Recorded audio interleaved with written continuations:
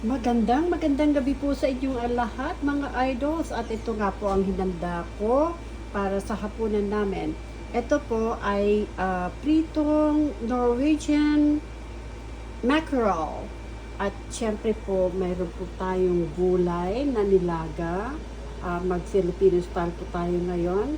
At ito po, kung gusto po ninyong malaman, ito pong ginawa ko po ay nakakatulong po na pagpababa ng blood sugar kung kayo may mga karamdamang diabetes.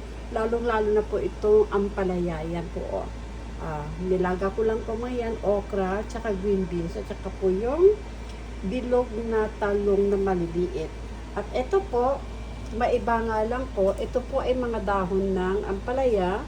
Yung malalaki po kasi ito, kaya nainganyo po ako na gawin ito.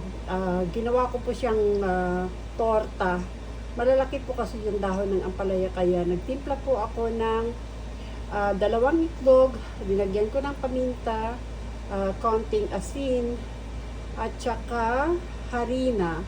At saka yan po ang ginawa ko pong, ipinirito ko po siya, tinorta ko po siya. So yan po ang labas ng aking ampalaya leaves. At ginawa ko po rin po siyang ganyan dahil wala po akong pantimplang kamatis.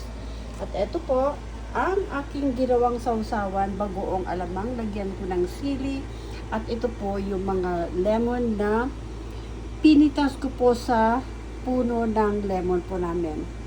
Kaya fresh, everything is fresh. Ito po, pritong Norwegian mackerel, gulay, at saka pritong dahon ng ampalaya.